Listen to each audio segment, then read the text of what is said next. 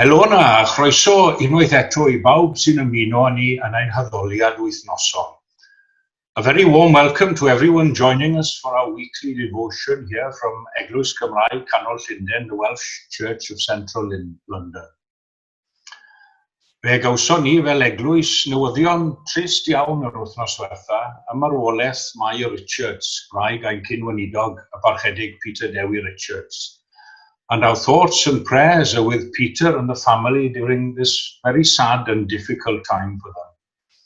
Bydde di ddiw y diw hwnnw yr oedd Mair ei hun wedi ymddiried ynddo ar hyd I bywyd, I fod yn gysur ac yn gynhaliaeth I Peter a'r teulu, ac I ni gyd yn ein colled anhiraeth.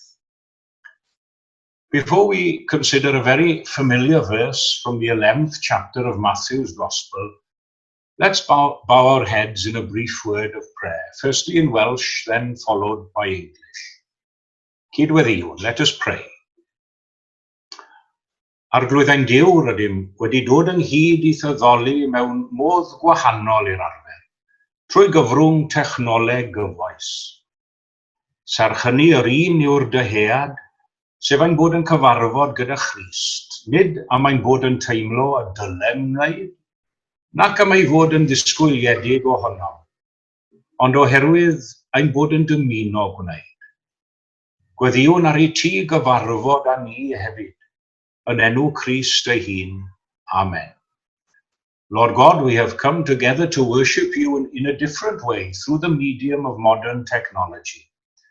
Yet our desire is the same, that we meet with Christ, not because we feel that we should or because it is expected of us, but because we want to. We pray that you will meet with us also, in Christ's name. Amen.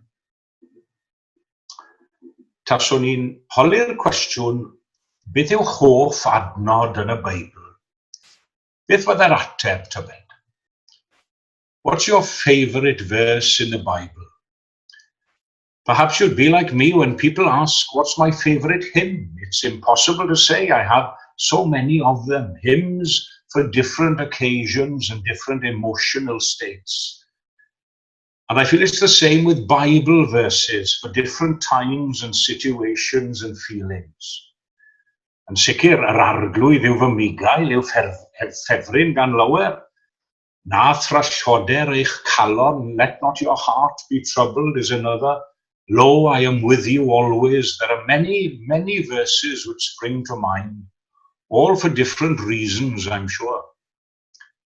Un o'r hyfrytaf I mi beth bynnag, ac wy'n siŵr bod rai ohonoch chi yn hoff ohono hefyd, yw'r un o'r adnodau o'r unfed benod ar 10 o Efengil Matthew, yr 8fed adnod ar 20. Deiwch ata fi bawb ar y sydd yn flinderog ac yn llwythog, ac mi esmwy thaf arnoch. Come unto me, all ye that labor under heavy laden, and I will give you rest.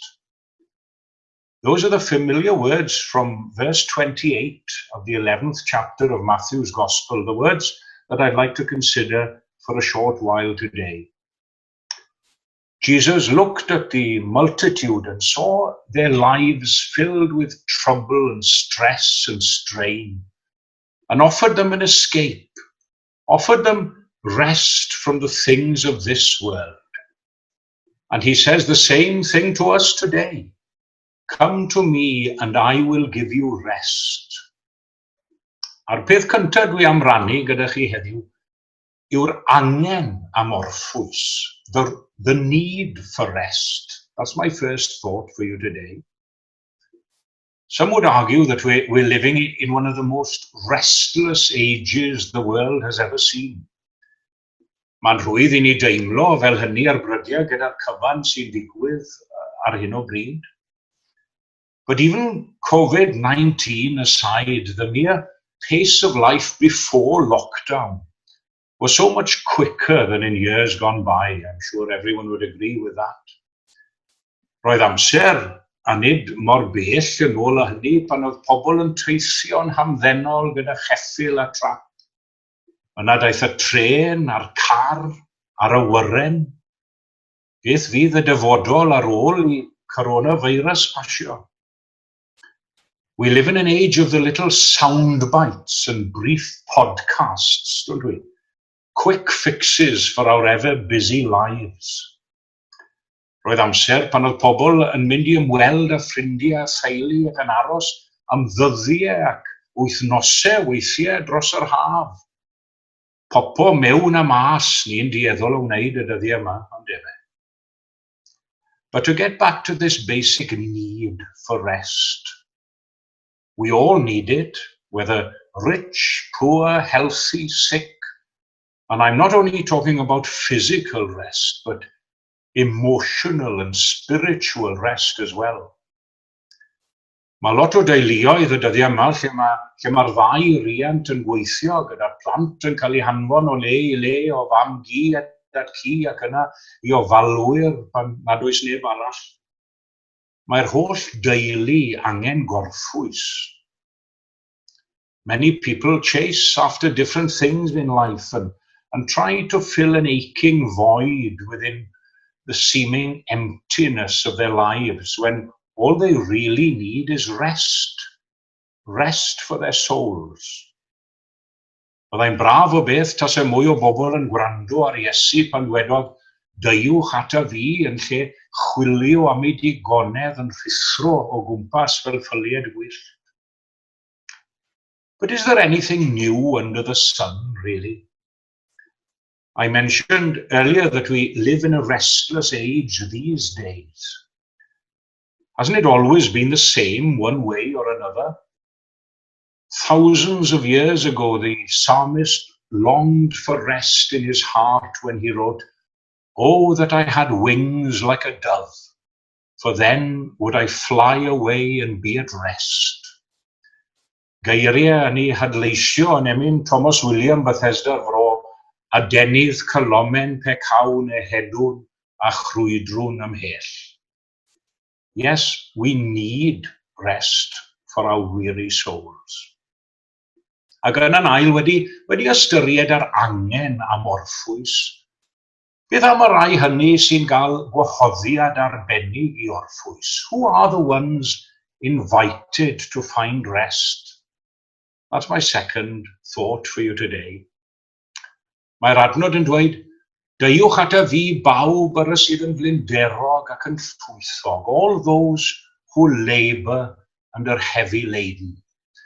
Again, I don't think we're just talking about physical work and tiredness here. Mae rhai yn flinedig ac yn llwythog yn ei pechodau, gydag ei ogrwydd yn pwyso'n drwm arnyn nhw. Deiwch ata fi, meddai Iesu. Some are burdened with sorrow.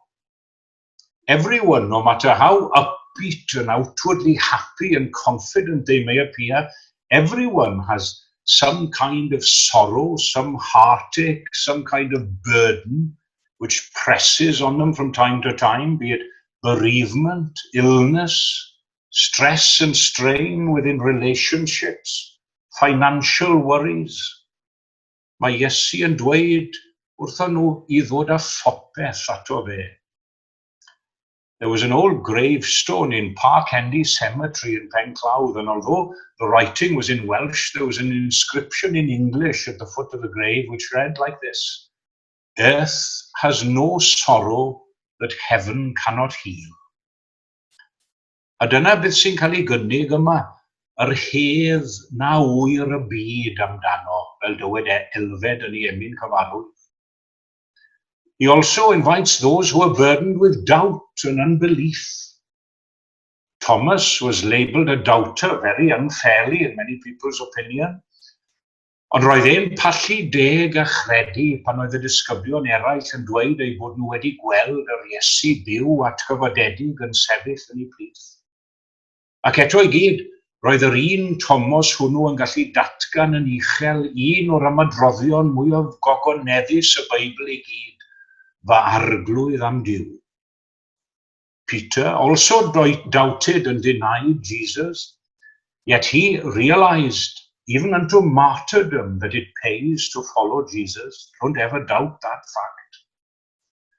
We're all tired and heavy laden at times. Jesus says to us all, each and every one of us, "Come unto me, and I will give you rest." Ac yna wedi ystyried yr angen am orffwys ac i bwy sy'n cael gwahoddiad, yn olaf sut gallwn ni ddod o hyd i'r gorffwys yma? How may we find this rest? That's my final thought for you today. Mae Iesu yn dweud yn syml iawn, deuwch ata fi. Hynny yw, nid at eglwys neu gapel, bod hynny'n gallu bod o help, wrth gwrs, nid at weinidog neu offeiriad, bod rheini gallu bod yn gyfrwng effeithiol weithiau, nid at ryw gyfundrefn arbennig o gredoau, ond at o fe. To him and he alone, no one else. I heard an illustrative story the other day of a man who had a disabled daughter, lame from birth. And one day he came home with a parcel for his wife and he asked his little girl, "Where's Mum?" "She's upstairs," replied the little girl. He told his daughter that he had a parcel for her mother and she said, "Let me carry it upstairs for Mammy." Now the father, obviously without wanting to upset his daughter, said, "But darling, you're not able to walk upstairs yourself." She answered, "I know that, but I can carry the parcel and you can carry me." Yeah, yn debyg iawn i'r stori yna am yr olion traed yn y tywod, ynddo fe? Footsteps in the sand in that familiar poem. O rod y bwys ar freichiau Iesu fydd gynnal ymlaen, fydd gynnal ymlaen. 2000 o flynyddoedd nôl roedd Iesu wedi sefyll o flaen y tyrfaoedd blinedig a llwythog, ac fe ddwedodd, "Deuwch ata fi, ac fe rodda fi o'r ffwystra i chwi." Ac mae'n dal i ddweud yr un peth wrthoch chi a fi heddi. Beth fydd eich ymateb? Horatius Bonar certainly knew what his response was. "I came to Jesus as I was, weary and worn and sad. I found in him a resting place, and he has made me glad." Gogoniant yw'n. Amen.